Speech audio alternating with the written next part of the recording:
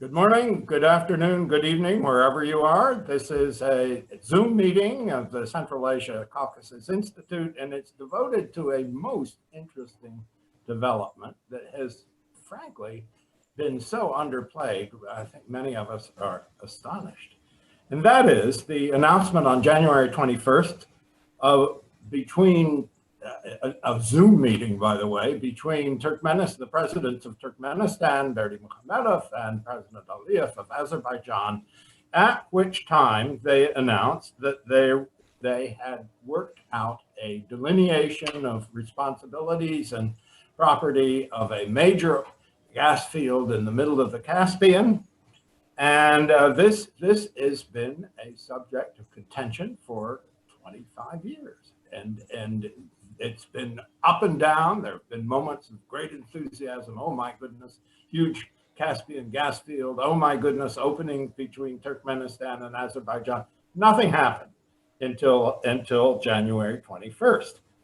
It is really a significant moment that we're talking about a field with 20 million tons of crude oil, so says SOCAR from Baku, and 13 billion cubic meters of gas. Now, this development, what they agreed to do was to accept the joint responsibility for this great field and to develop it together. Now, this is all a memorandum of understanding. This is not a formal treaty or anything like that, but it's very important. And to discuss its implications, both economic, political, and geopolitical, and it's covering a large territory, in other words, we have very, very capable people, 4 to be exact. First, we're going to hear from Ambassador Meret Orazov, who for 20 years, can you believe it, has been ambassador of Turkmenistan to Washington, and a very effective one. He has served as vice premier of his country. He served as Minister of Foreign Economic Relations, which is exactly what we're talking about, isn't it?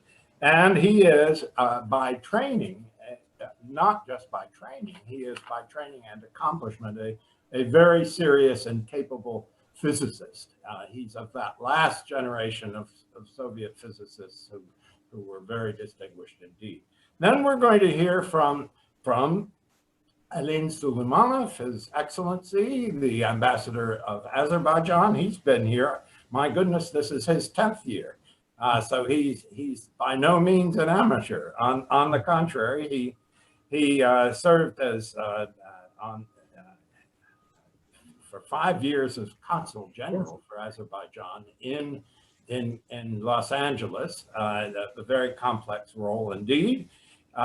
Prior to that, he was served in the president's office as counselor for foreign relations in that department, office of the president. So he's a man of real experience. He was trained in Moscow State University, University of Toledo, and the Fletcher School of Diplomacy. We're then going to hear from our old friend Matthew Bryza. Matt has served as head of the Center for Defense Analysis in Tallinn, Estonia. Prior to that, he served as U.S. ambassador to Azerbaijan, to which post he was appointed in 2010. And in 2001, from that period, he worked on the National Security Council as director for Europe and Eurasia. It's a very, very impressive set of backgrounds. So we're honored to have them all.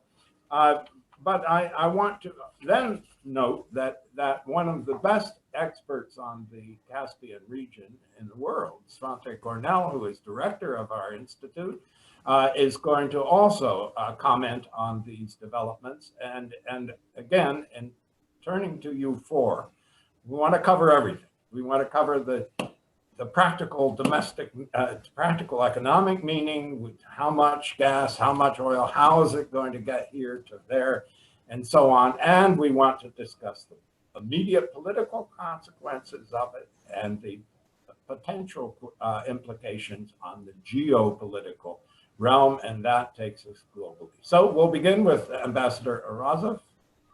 You're on, sir. Thank you. Thank you. Good morning, my friends. Good morning to everyone.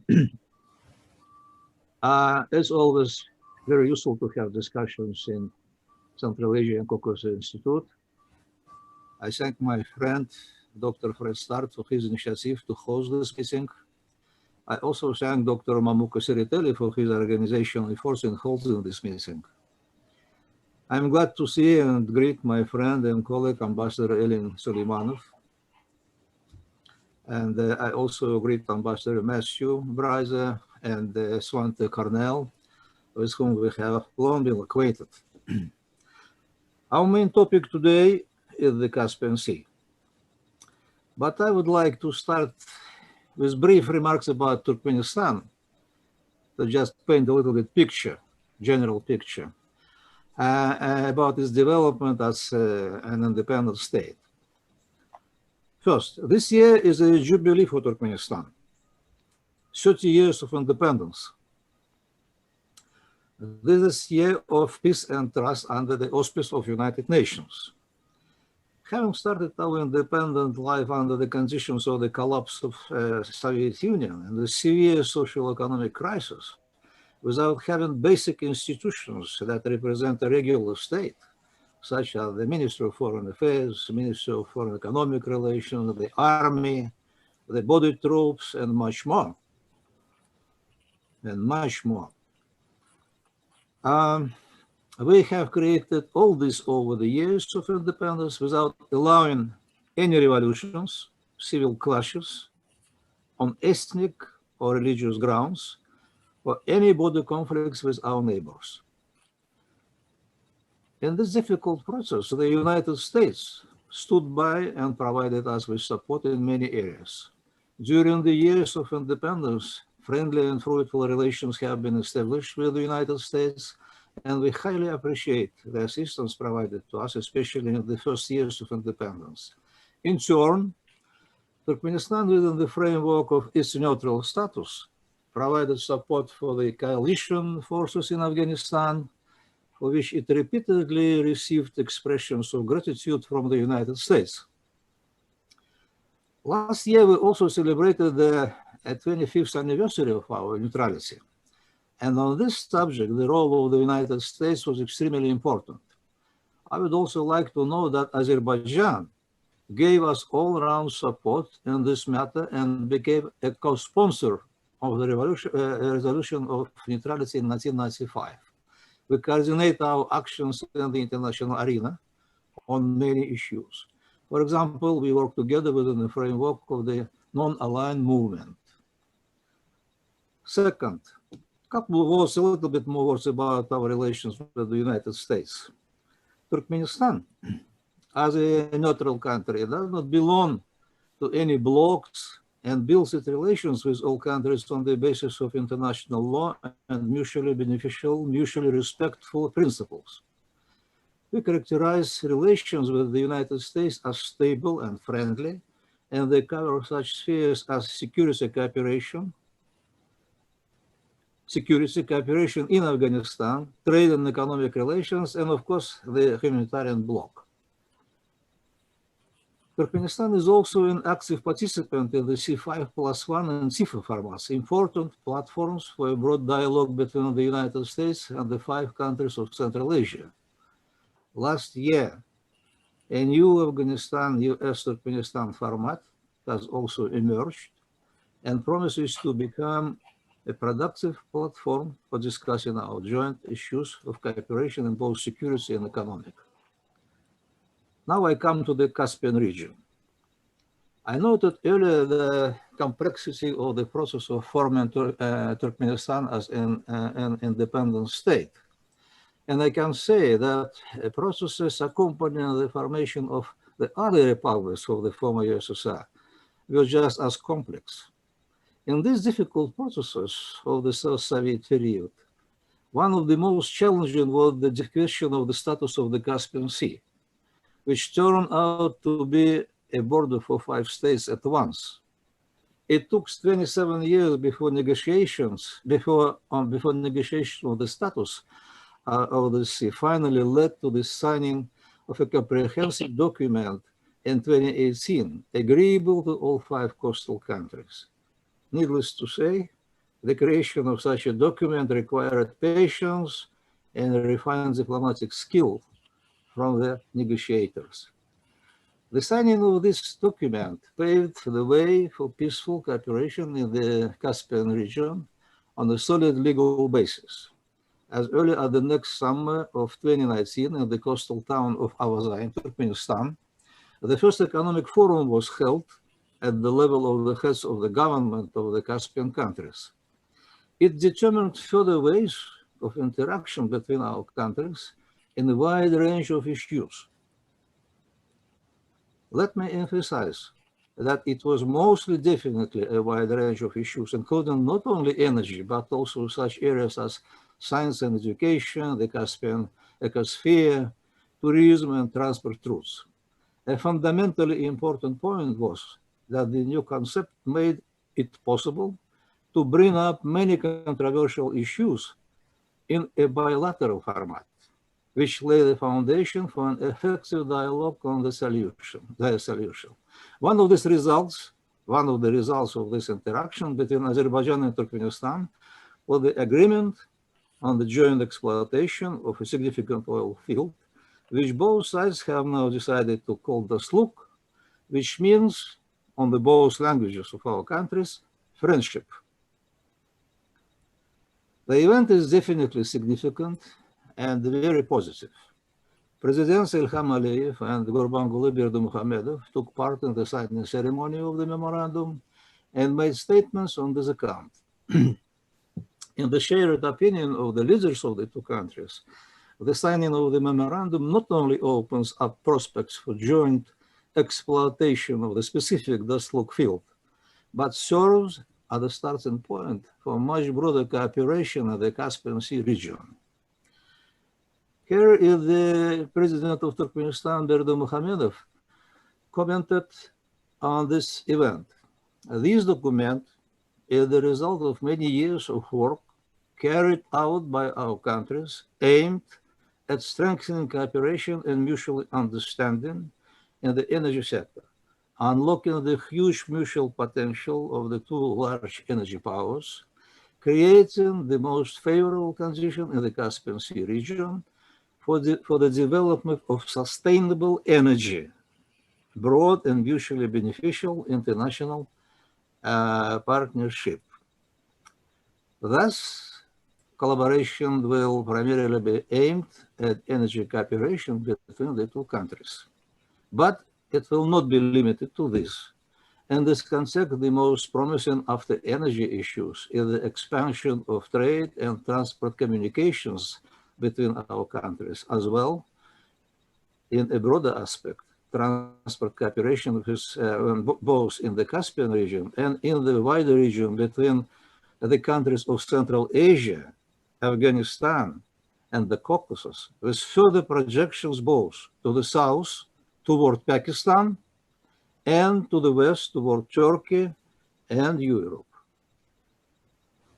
Together with Afghan, Georgian, and Turkish partners, Turkmenistan and Azerbaijan are now actively working on the effective functioning of the Lapis-Lazuli transport corridor, designed to become a significant continental highway between Asia and Europe. We emphasize that Turkmenistan is also developing a transport system along the north-south line from Russia to Kazakhstan, Turkmenistan, Iran, and further to the countries of the Persian Gulf. It should be noted that the infrastructural basis for such activation, both on the part of Azerbaijan and Turkmenistan, has undergone significant improvements in recent years and is in the process of further development. For this purpose, the seaport of the Caspian Sea and the city of Turkmenbashi was actually rebuilt, and the Turkmenabad-Ashgabat-Turkmenbashi highway is being built. It means that the far east from Turkmenistan to the west coast of Caspian Sea, to the west of Turkmenistan, or the Caspian Sea beach of Turkmenistan.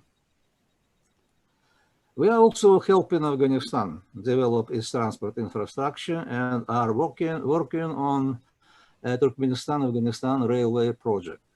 Our main landmark project with Afghanistan is undoubtedly the TAPI project, which is fully supported by the United States.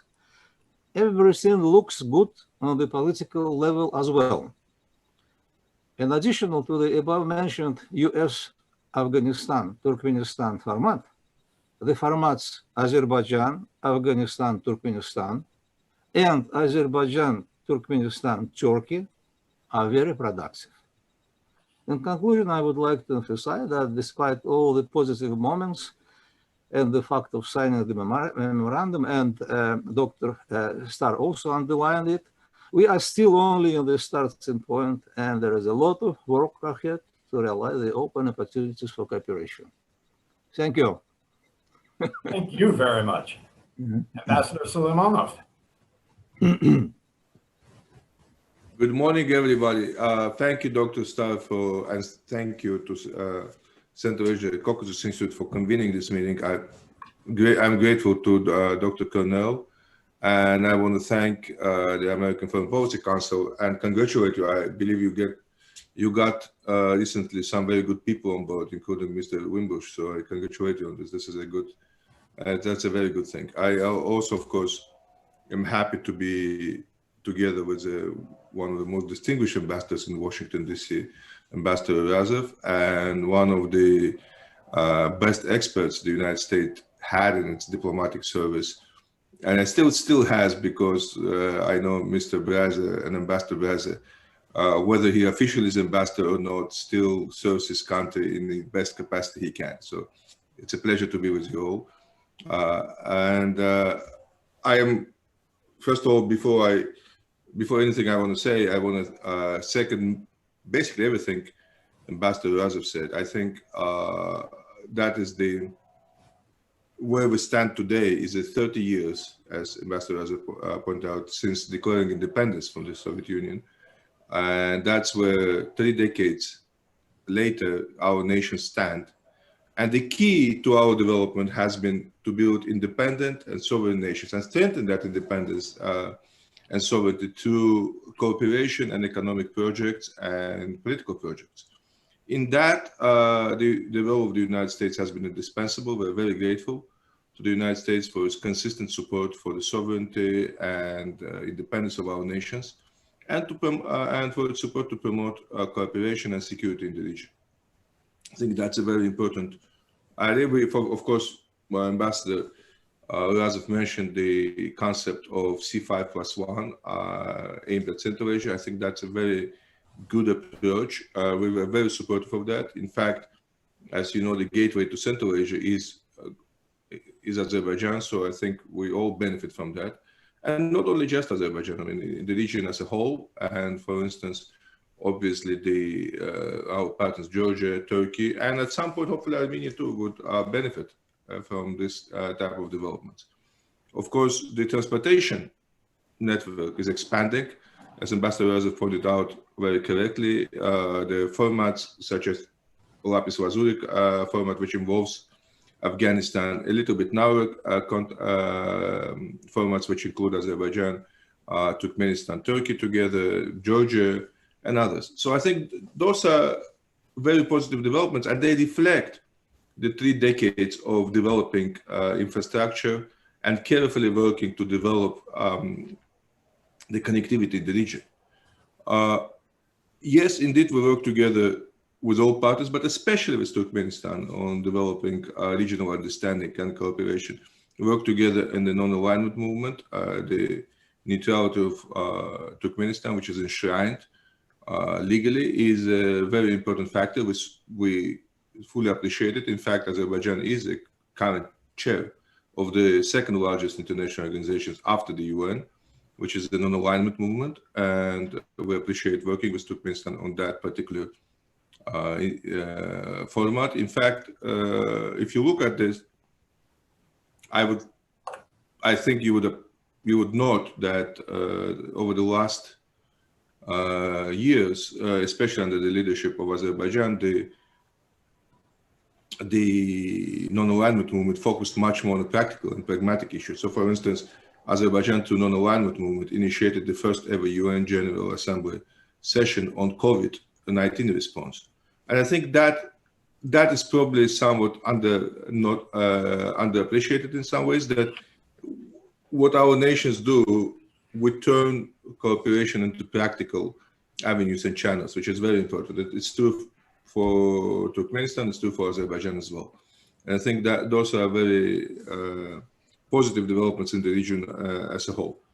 We mentioned the transportation links across the Caspian Sea, be it ports, both ports of Turkmenbashi, ports of Aktau in Kazakhstan, Alat is in Baku, next to Baku, is the largest Caspian port and has developed quite strong partnership with our colleagues across the Caspian. And now you have trains going from Turkey to China via Azerbaijan and via the Central Asian networks. You have trains coming from Turkey, Georgia to Azerbaijan into Russia. And so the developments of the region look very positive.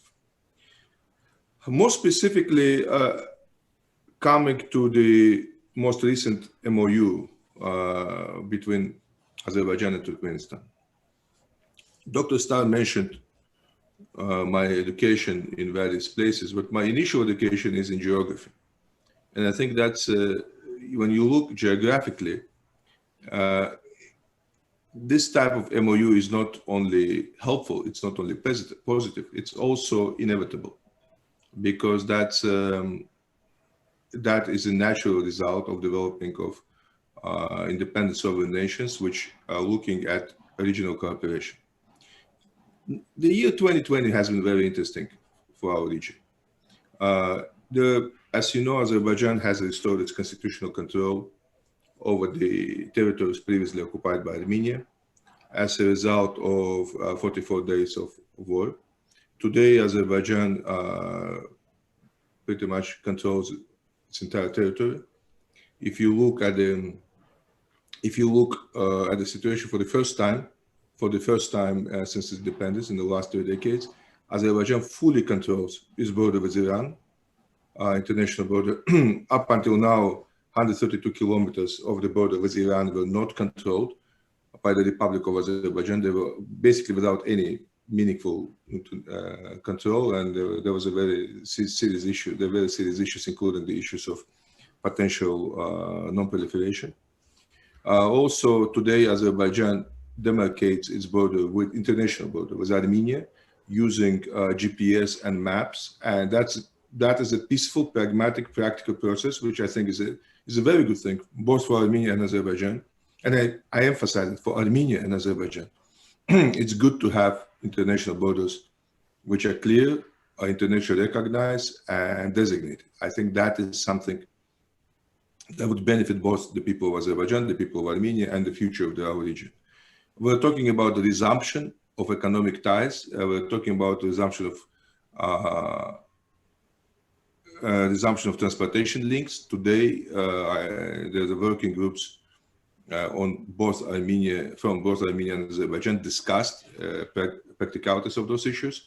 I think that is a great step forward. Again, it doesn't just benefit Azerbaijan, it doesn't just benefit the entire region, it actually benefits Armenia perhaps more than anybody else.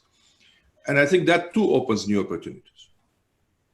That opens up new opportunities for transportation links, for economic links, for energy links, and for overall sustainability of the region. What also happens, of course, as a result of this, that we're no longer facing a future of a constant security threat and a conflict. And hopefully, we will see a future of integration and positive developments. That is great not only for us, it's not just good for Armenia, but it's also good for our friends and colleagues in Central Asia, including Turkmenistan, because that opens again new opportunities for further development. And using this opportunity, I will, of course, want to call on our friends from the United States to look into the opportunities in developing the liberated territories, the new economic opportunities, clean energy opportunities, and investment and partnerships potential in that area. Of course, another thing which also is very important that happened, and that is the the completion of the Southern Gas Corridor, which is the most ambitious project in our region. When I say our region, I mean the entire Southern Europe. If you think about this, this project changes the geography of Europe. We no longer talk about abstract notions. We talk about countries which actually cooperate to build such a complex project, which involves a number of countries and brings together partners, financial institutions, energy companies into a partnership which is very, very productive. I know there were many naysayers. Dr. Starr remembers. We had naysayers about Baku-Tbilisi Ceyhan project. We had naysayers about the Southern Corridor. But now what we see is that those projects work when people are dedicated, when they have vision and strategic understanding. Now, another good thing about this project is that it actually has been completed significantly under the budget. So the very initial budget was about $45 billion.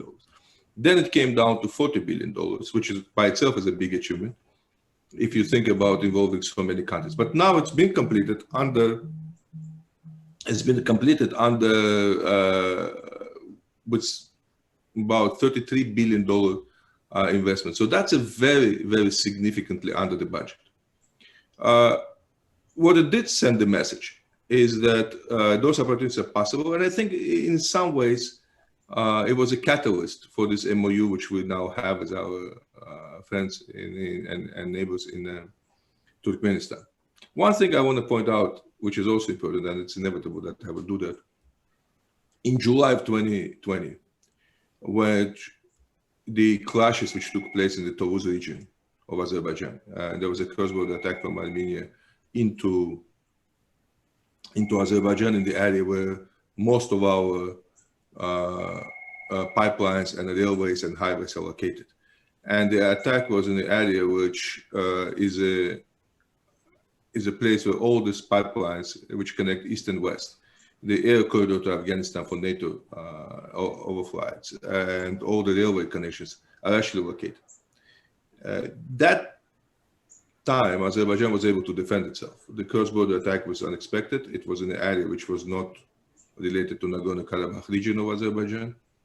But it also showed that Armenia was planning at the time to disrupt much more than just the border region of Azerbaijan. The goal was much wider. And Azerbaijan's ability to defend itself and to reassert its control not only over that area, but later down the road over the entire occupied areas of Azerbaijan, shows that Azerbaijan was able to stand on its own feet, reassert itself as a player in the region, and thus send the message, once again, reasserting that Azerbaijan is a reliable, consistent, and a strong partner for the region. Now, going back to our cooperation with our friends in Turkmenistan, and actually, I want to say more than a friends, because if you watch the Zoom meeting between the presidents of Azerbaijan and Turkmenistan, they refer to each other as brothers, Gardashlar, and they pretty much spoke the same language. So I would definitely second what Ambassador Orazov said. It's not just energy cooperation. It's not just oil field or gas field. Actually, it's both.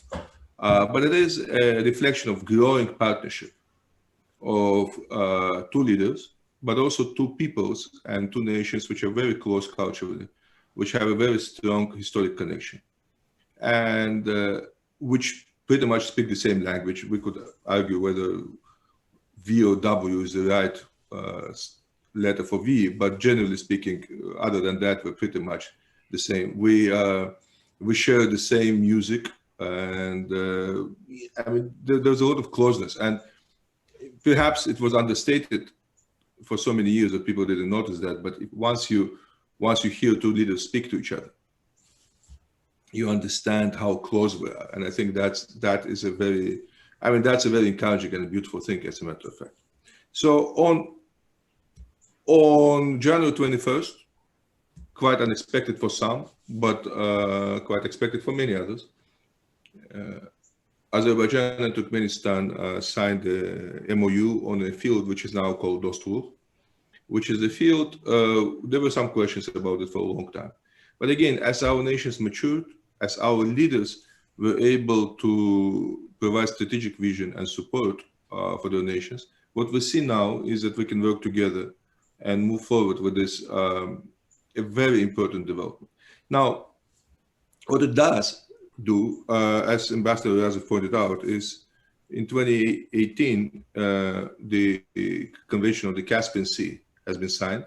And what we do have now is that the Caspian Sea does not divide Central Asia from the Caucasus.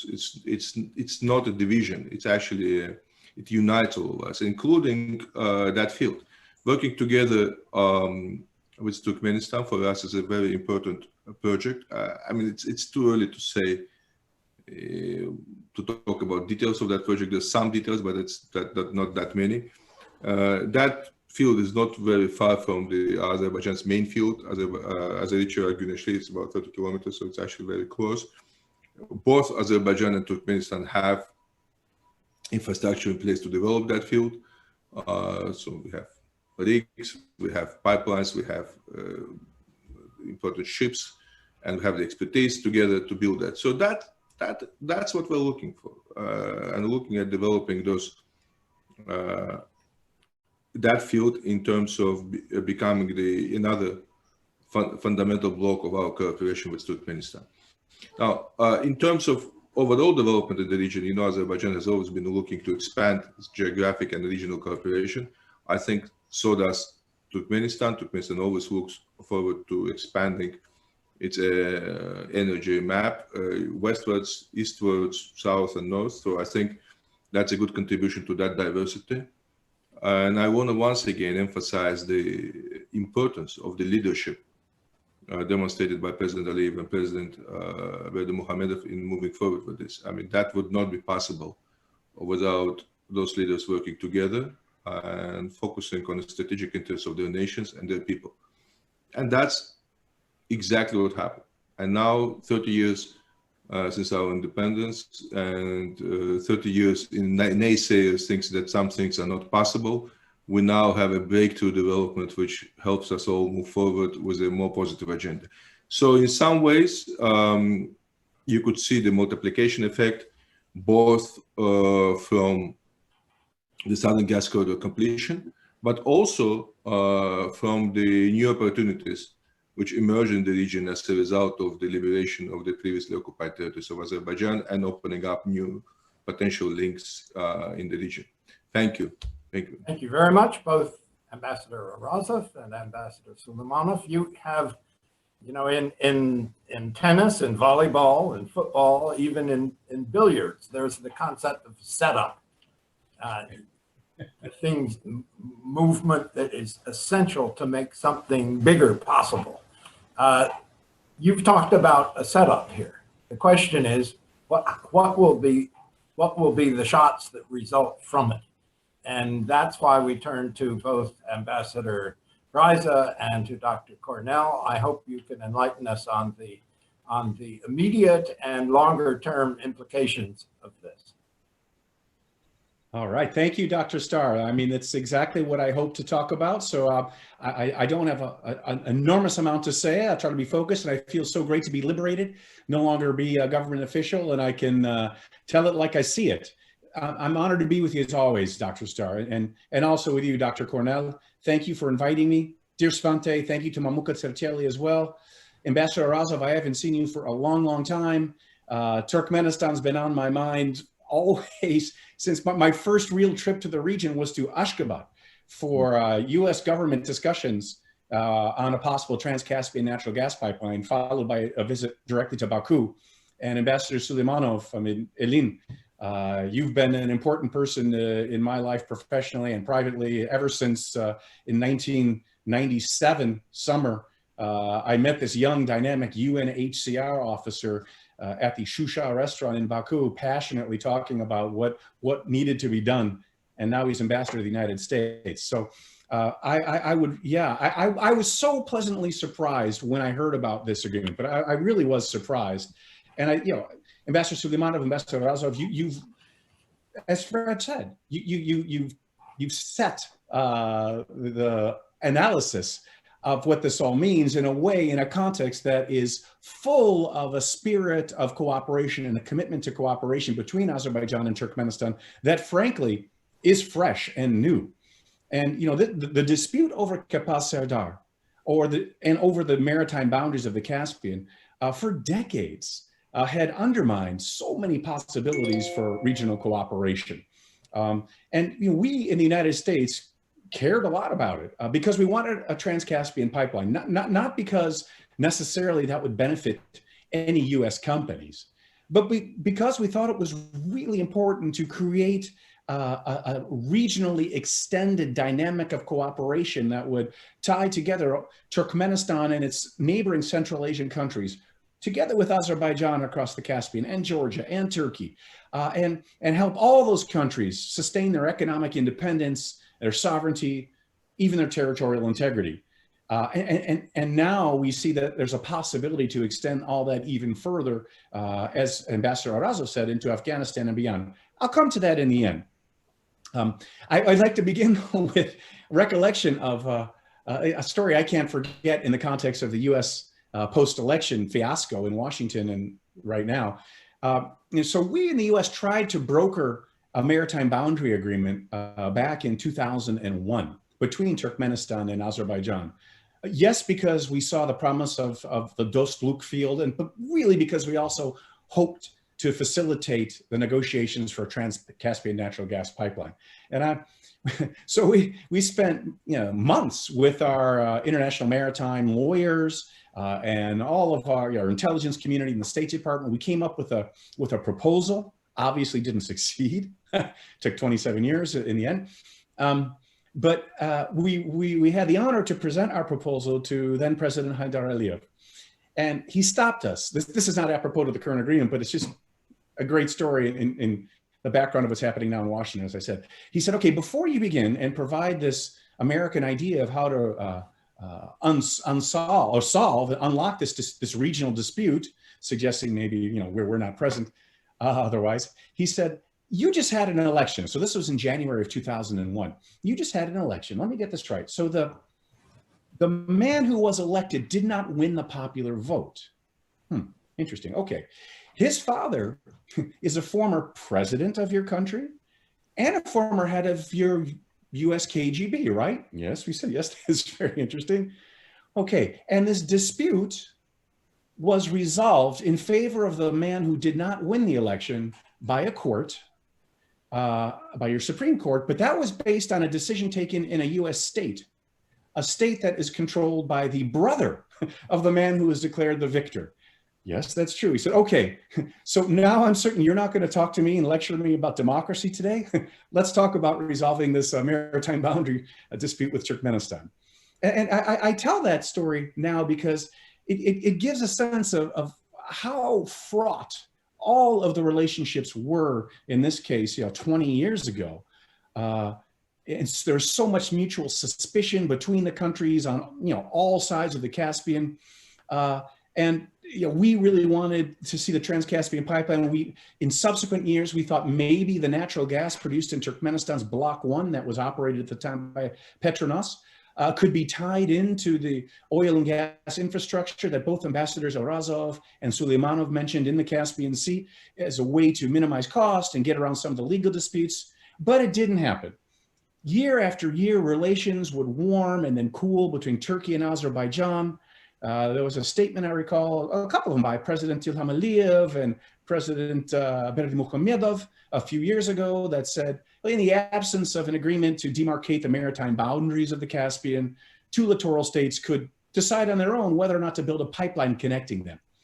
But still, what I always sense during my visits to Baku from Washington or during my meetings while in Baku with whoever it was, Minister of Foreign Affairs, Minister of Energy, this dispute over the Dostluk field was a braking mechanism on unlocking all sorts of other regional cooperative opportunities involving not only Turkmenistan and Azerbaijan, but as both Ambassadors Suleymanov and Orazov said, Georgia, Armenia, hopefully Turkey, but also the rest of Central Asia and Afghanistan.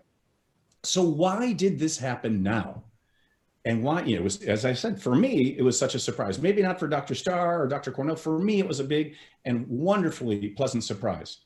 And why was it so surprising? Well, Russia and Iran have consistently opposed the Trans-Caspian pipeline on, I think, spurious ecological grounds for years, claiming that there could be natural gas leaks that could damage the ecology of the Caspian Sea, could threaten the Caspian seal. The mammal, the seal, when in reality, oil pipelines have crisscrossed the Caspian Sea for decades and leaked horribly and caused enormous ecological danger. So a natural gas pipeline is not going to cause any ecological danger if there's a leak. There's a whole other question. I saw one of the questions coming into us, a whole other issue of, is natural gas as a hydrocarbon a bad thing to encourage production of, or is it a transition fuel that helps us get to renewables? Not enough time today to adjudicate that debate. But Russia and Iran have opposed the Trans-Caspian pipeline forever. And even after that August 2018 agreement on Caspian boundary demarcation was reached. So why now?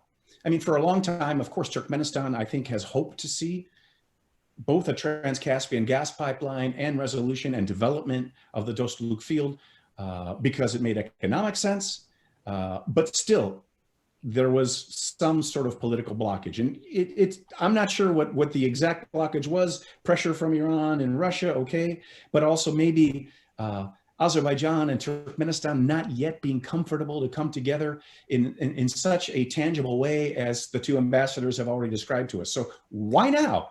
And I do believe it is what Ambassador Suleymanov has talked about. I think the proximate enabling factor must be Azerbaijan's feeling confident, as President Aliyev said, both countries in announcing this agreement with Turkmenistan, the MOU with President Berdimuhamedov, feeling confident more than ever in their independence, in their sovereignty, and in their stability. And the timing is not coincidental that it happens after the Second Nagorno-Karabakh War is concluded. And in my mind, with a settlement of the conflict, I know that there are people out there in Armenia and the Armenian diaspora and in France who will argue that there's not a final peace agreement and the issue of Nagorno-Karabakh's final legal status still needs to be discussed. On the other hand, both Russia and Azerbaijan are saying, no, it's resolved based on the November 10th agreement. Leave all that aside. This was the most consequential, I would argue, diplomatic and military victory in Azerbaijan's history. And I would guess that by achieving that, Azerbaijan and its president feel that in a psychological way, the blockage to taking on all sorts of other risks involved with even stronger cross-Caspian cooperation with Turkmenistan are maybe lifted. So finally, getting to the last couple of my comments, what's next? Could this agreement signal a new regional spirit of cooperative thinking among Central Asian and South Caucasus states? I think it's starting to happen. Could this resolve, at a more microscopic level, a dispute over the last few years between Azerbaijan SOCAR and Turkmenistan on cross-Caspian shipments of oil, which instead of, as they were going from Turkmenistan to Baku, and it could have been to Alat, are going to Makhachkala in Russia, with President Putin clearly wanting to expand the Makhachkala port, whose imports of oil have actually tripled over the last few years, in an attempt by Moscow to circumvent US sanctions. So might what's just happening now between Turkmenistan and Azerbaijan lead to the resumption of oil shipments as well to Azerbaijan? That remains to be seen. What is clear is there's a new dynamism with regard to reform in Kazakhstan, as Dr. Starr has eloquently written about, and in Uzbekistan, which has recently reached an agreement with Turkmenistan on receiving energy supplies from Turkmenistan. As Ambassador Arazov talked about, there's growing interest and US support for the Trans-Afghan Pakistan pipeline, TAPI. And Uzbekistan is looking to reconnect with its neighbors and hopefully enter the East-West corridor or the Southern corridor, maybe not for natural gas, but for dry cargo and digital communications as well. Turkmenistan, we know it has world class natural gas resources. As one of the questions in the queue recognizes, it's got the 4th largest natural gas reserves in the world. It clearly is in Turkmenistan's interest to maximize its export options, reduce its dependence on its existing exports to Russia, which hadn't paid for a while, to China, which often uses non-cash payments, and to find real market-based solutions for its export ambitions. So what are some of those? Well, one could be Turkmenistani gas to Azerbaijan for Azerbaijan's petrochemical industry. Azerbaijan is really developing its petrochemical industry quickly. In my humble opinion, it needs more natural gas, both to do that and to meet its export commitments through the Southern Corridor.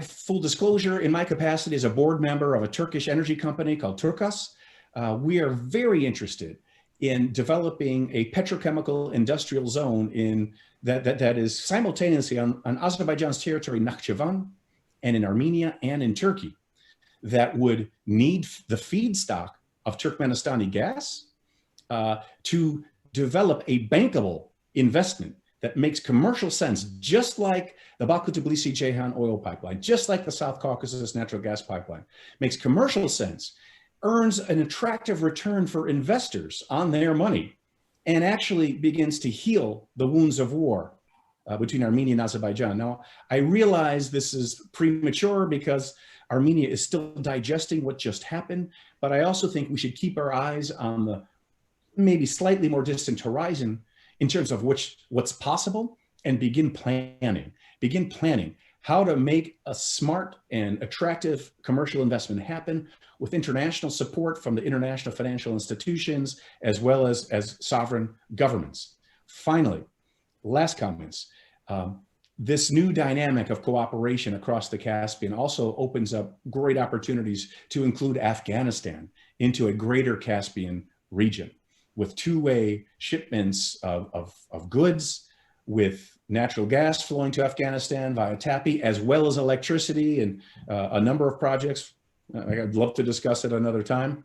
And awaken a whole new idea that this extended region from the Eastern Black Sea and even the Mediterranean, all the way to Pakistan and India, to the Indian Ocean, can come together step by step as a region in which economic common interests drive political interests. And then, the very last comment started, fiber optics and interconnectivity in the digital space is something that's coming together. Azerbaijan and Turkmenistan have an agreement to build a sub-Caspian Sea fiber optic cable, as do Azerbaijan and Kazakhstan. So I think all of us here on this call need to be creative and pragmatic in thinking about ways to harness this political momentum into bankable, real commercial projects that heal the wounds of war and generate economic growth. Thank you. Thank you very much. Dr. Cornell, we have 7 very interesting questions that have been posed by members of the audience, and they're all pointing into the future. Where does this go, as Ambassador Riza has suggested, raise that issue? Can you give us your thoughts on the alternative scenarios from here out? Where's this leading us? Thank you very much, and it's a pleasure to be part of this conversation as the sole non-ambassador on it, former or present. It's wonderful to have Ambassador Orazov speak from Turkmenistan's perspective, which is something we don't hear very often, and we hope to have many more such opportunities. Ambassador Suleymanov, you've been a frequent speaker as well. I mean, Ambassador Orazov, you have too. And Matt, you've been a great friend of our institute for a long time, and we've all discussed so many of these issues over the years. I want to really, in the little time we have here, focus on really 2.5 issues, I would say. The first, I think, and the most important is agency. And what this memorandum, this agreement, really, what I take away from it is how much agency the states of Central Asia and the Caucasus have, compared to what very often in Washington or in Europe, our perception, which is very different. And I go back to the title of Zbigniew Brzezinski's mid-1990s book, The Grand Chessboard. And I would argue that this region is no longer a grand chessboard, because the idea of a grand chessboard is of a view of a region as weak states that are basically pawns. They're little pieces that somebody else is moving around. And who is moving them around? Of course, the great powers is the implication. And to a certain degree, this was the case in the mid-1990s, when these states were a few years old and had enormous institutional problems in terms of developing into real states. And of course, I'm not arguing that they have come to be of the same size or magnitude as a Turkey, Iran, or Russia, or China. The size differential remains very large between the small and mid-sized states in this region and the larger powers surrounding it. But I think it is clear that we now have ample evidence that the states of the region are very much actors in their own right. They are real states. They're not some kind of post-Soviet entities, and I think this term post-Soviet should be retired for good. These are states that take initiatives, make decisions, and more often than not, I would argue that the larger powers have to listen to them and have to take into account what the priorities are of these states of Central Asia and the Caucasus, and not least when they interact with one another. Now, for a long time, we've seen international initiatives, unilateral very often by states like Kazakhstan is perhaps most known for its many initiatives in various fields of international affairs. Uzbekistan and Azerbaijan have done the same. I think Turkmenistan's launch of its neutrality was a very important international initiative in its own right. But what we've seen over the recent several years is several things. First, a more assertive role or approach by regional states to advancing their own interests. And secondly, an approach of initiating bilateral and even multilateral regional initiatives on their own without waiting for any larger power to take the lead. Now, we all can go back and look at the 1990s when Presidents Aliyev and Shevardnadze built a very important bilateral link that became a trilateral link with President Demirel in Turkey. That was very much supported by the United States. What we've seen recently, for example, in the, as Ambassador Orazov spoke of, the initiation of much more stronger consultation in an institutionalized way between Central Asian presidents, that is something that the states themselves have taken the initiative to do without any external prodding. And similarly, we see here an agreement between Azerbaijan and Turkmenistan that is, again, initiative of the two states themselves without asking anybody for permission or without coordinating it necessarily with any outside states. And I think for the United States as well as for Europeans, the takeaway really is that we have to stop seeing this region in the perspective of some kind of great game between great powers. The great powers have many things on their plate. Very often they are looking at things that are not in Central Asia or the Caucasus. I think the driver, what we've seen over the past several years, that the drivers of events in this region are the states of Central Asia and the Caucasus, nobody else. And I think that's very important. And I think this is something US policy should take into consideration. My second point is on geography. I think I will be very brief because much of this has already been said. But the Caspian link, the link between Central Asia and the Caucasus, is something that has been thoroughly neglected. It is something that's been neglected, I would say, mainly, again, in Washington, Brussels, and Western capitals, not in the region itself. Interestingly, we had this connection back in the 1990s. The US government, even bureaucratically, was organized in such a way that the people dealing with Central Asia and the Caucasus tended to be the same. In this region, we see now how, again, after some hiatus of some years, for several years, there's a clear evolution of Trans-Caspian connectivity. Ambassador Orazov mentioned the Lapis Lazuli corridor coordination. Azerbaijan has been increasingly looking east to Central Asia. Kazakhstan long looked west and is part of many agreements with Azerbaijan and Georgia. Uzbekistan has been looking to the Caucasus, and what we're seeing, the recent accord, of course, is only the latest, or should we say the culmination of a growing cooperation and dialogue between Turkmenistan and Azerbaijan that we have reported on in the Central Asia Caucasus Analysts for some time, for several years, actually. Now, going to my last point, or half point, which is going to be about US policy, I think it's very much time for the US to adapt again to this reality, because bureaucratically we see the results of the separation of Central Asia and the Caucasus. For example, in the fact that the Trump administration should be commended for launching a new Central Asia strategy, but it paid very little attention to the South Caucasus, if any, aside from Mr. Bolton's single visit there. I think the Biden administration has an opportunity to build on what was done on Central Asia, but really to connect it with its policies on the Caucasus and even on Eastern Europe and on Turkey. Now, bureaucratic issues remain and might even be getting worse, unfortunately.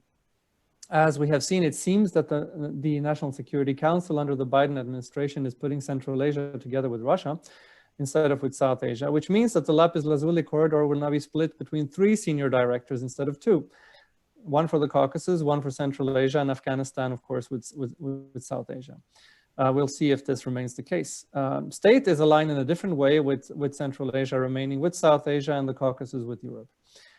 It seems to me that it is very important for the US to develop its presence in the region and advance its interest there and support what is going on, the cooperative initiatives in the region, to find a way to provide for greater coordination between its own bodies. This, of course, is something that Fred Starr and I wrote about in our book, Long Game on the Silk Road, which was about Western policy towards this region.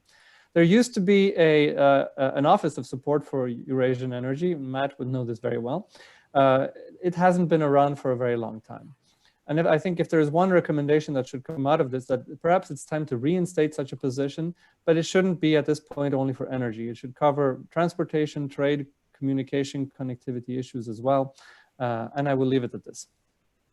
Thank you very much. You have addressed several of the questions that have been raised by members of the audience.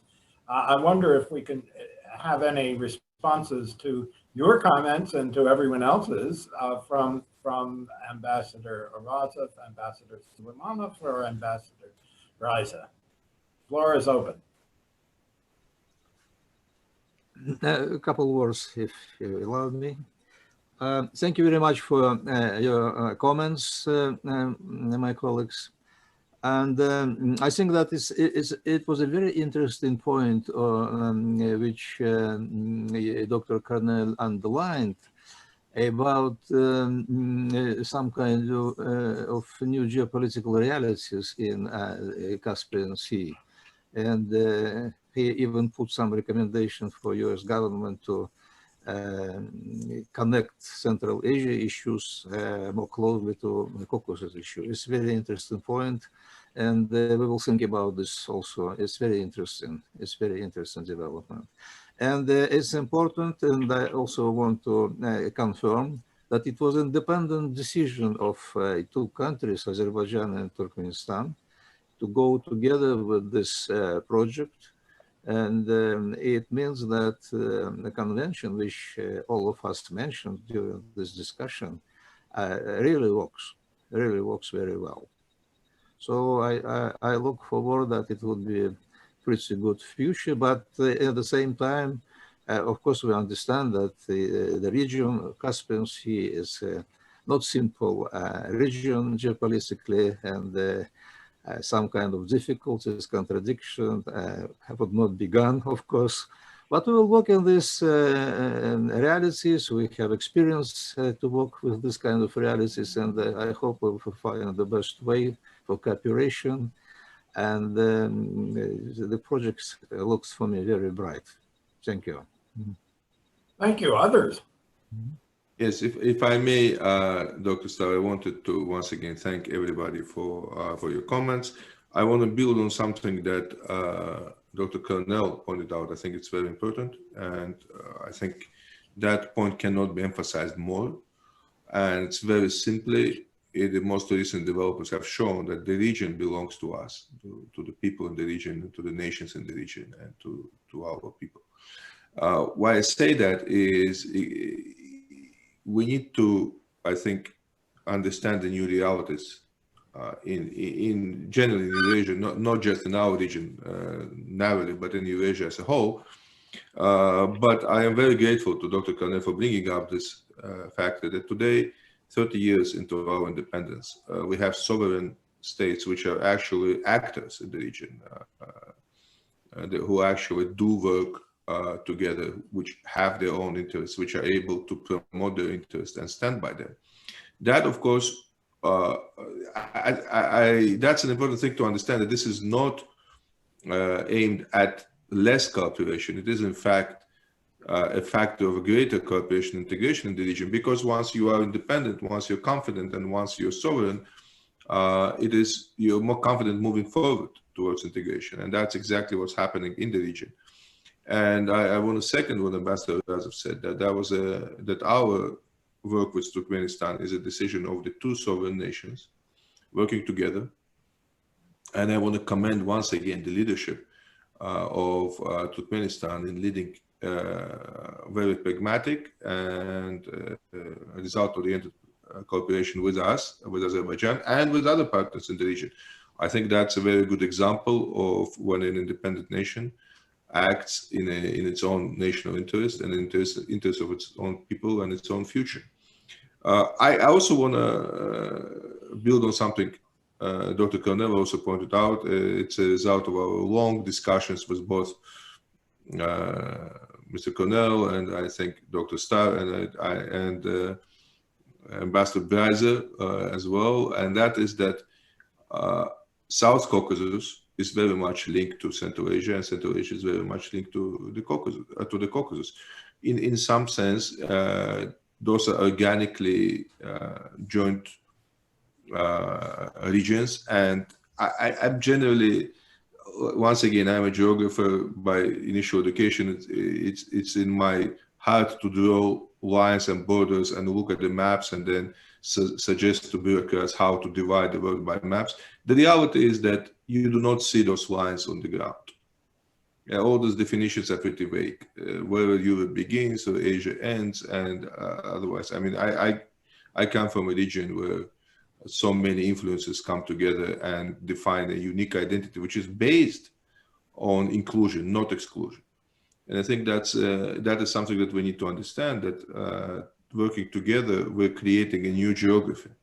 And the sooner our partners understand that and comprehend that, as well as the fact that our nations are no longer just the recipients of either security or stability or, in fact, action, and as Dr. Cornell referred to, agencies, we are the players in our region, and we want to work to create a better region today. And again, once again, since the liberation of our territories, what we see today is we want to see all of our nations do that, including Armenia, which could now become finally a fully sovereign nation if it engages in future-oriented projects for its own good.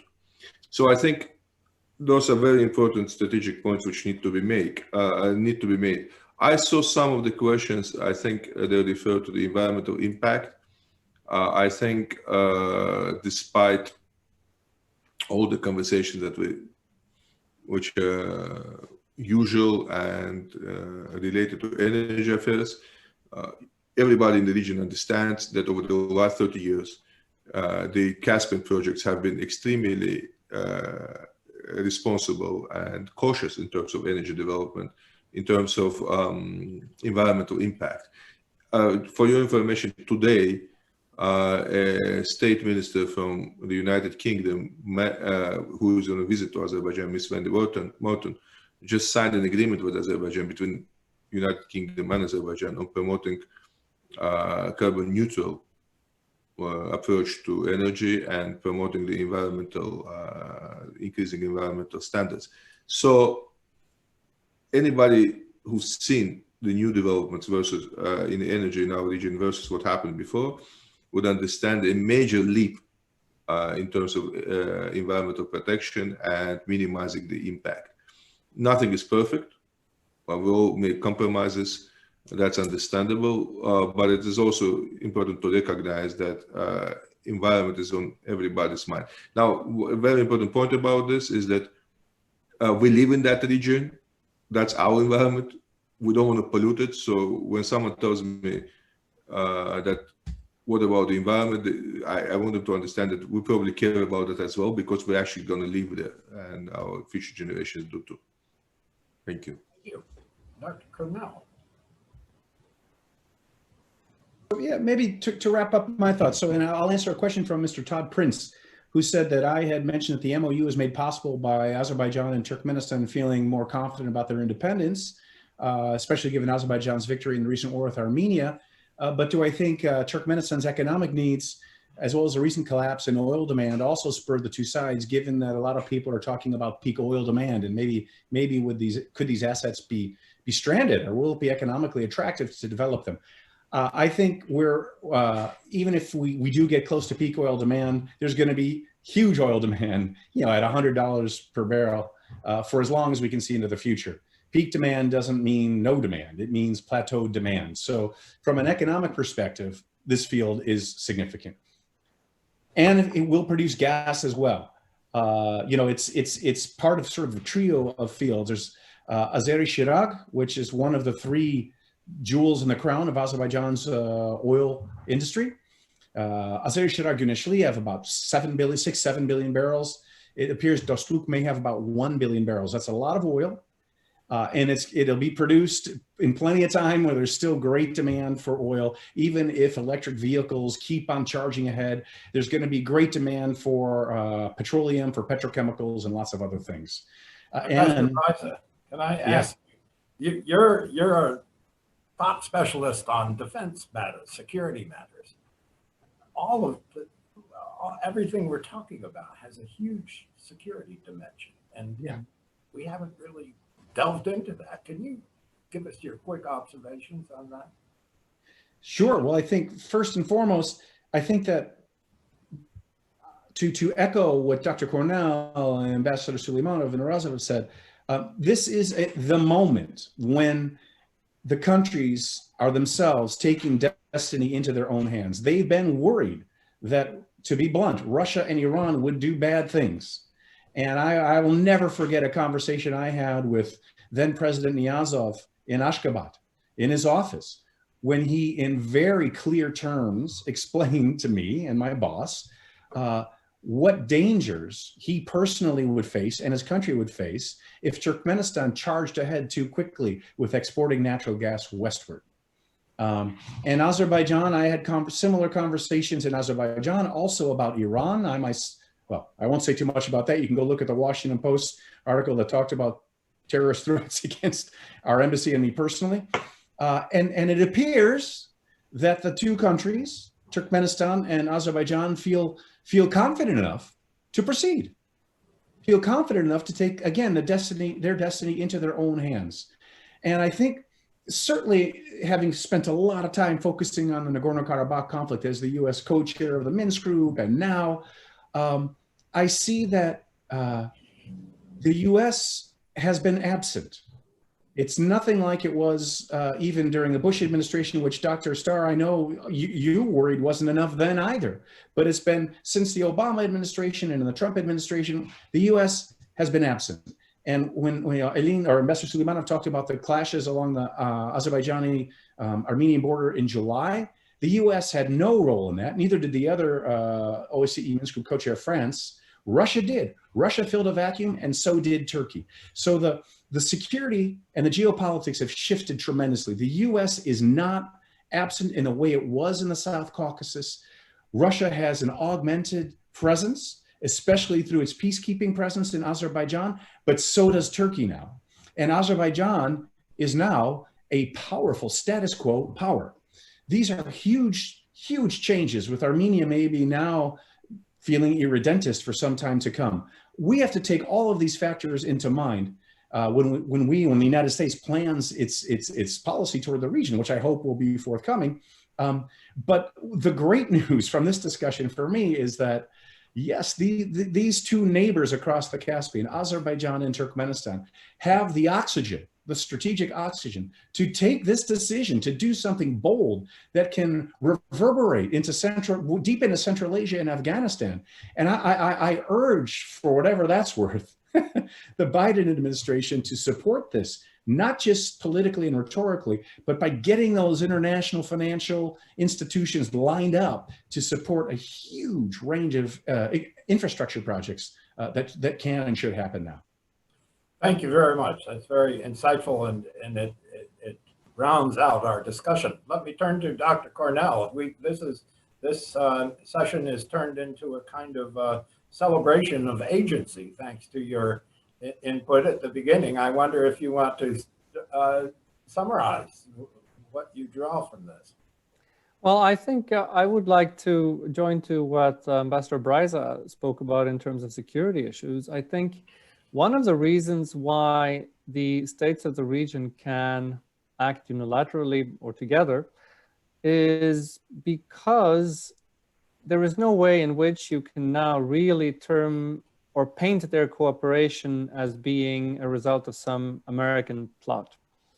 As much as we are critical of the lack of American presence in the region, there is a silver lining in a certain way. And the silver lining is that it's, whereas, you know, very frequently you will find either Russian or Iranian media, let alone official spokespersons, trying to find some way of finding some kind of a CIA plot and everything.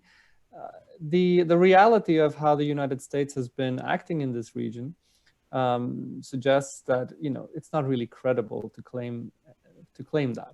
Now, that doesn't mean that the United States should not be present in the region, but I think that what the approach that's been taken for some time by the United States in Central Asia has been a very good one, which is to have open discussions on a regional level with the leaders of the countries and offer support, offer encouragement, and where the United States can be useful for what they are trying to achieve, whether in their domestic reforms or whether it be in their regional initiatives, the US should, you know, present its willingness to do so. Some of us would think that there may be a greater role for the United States to fill in the area of providing security support. That's probably a discussion for another time. But I think what is important is that we have we really understand that this is something where our old bureaucratic boundaries and institutions must really adapt to new realities, and let the countries of the region take the lead, and let us play a supporting role, again, that is not against anybody, but that can be helpful in various ways. For example, as we had an event earlier a few months ago that showed that there are areas in which Chinese investment, the BIR project, might be very useful for these countries. There are areas in which that might not, you know, really fulfill or fit with the needs and the ambitions of the countries in the region. The US can play a role, not as necessarily a counter, but to fill the vacuum left by the areas that China is not interested in investing in. I think the Lapis Lazuli corridor and the links between this region and South Asia are a perfect example for where that can happen. And again, there is very little geopolitics in it. It's something that fills the purpose of supporting what the countries in the region are already doing. Thank you very much. The subject that we've addressed this morning is, I think we can, this is a manifestation of two countries that have held each other at arm's length, and which have both been the object of an awful lot of maneuvering by outside powers. Both decided to embrace their own agency and to become, on a crucial subject for both of their futures, subjects rather than objects. And this opens vast possibilities, as you all our panelists here have said. These are really stunning. We haven't touched them all. We've focused on energy and transport, but it goes well beyond that. Information has been mentioned, rightly and wisely, but there's the whole sphere of cultural interaction and education and so on and so on. Now the question is, this is all potential. It's not real yet. It's potential. And the question is, will this be pursued? And that raises a lot of questions.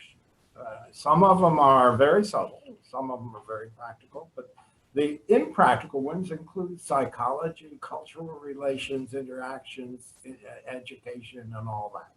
Now, I would submit that we've reached a point at which the absence of institutional, locally based, regionally based institutional arrangements is going to be, or is already becoming, an impediment.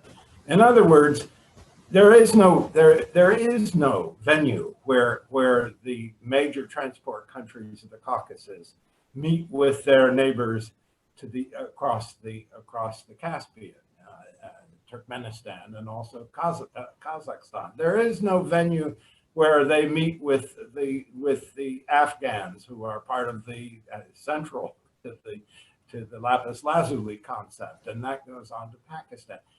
The absence of institutional venues that are controlled and dominated by local regional players invites outside powers to play them off against each other, to divide and conquer.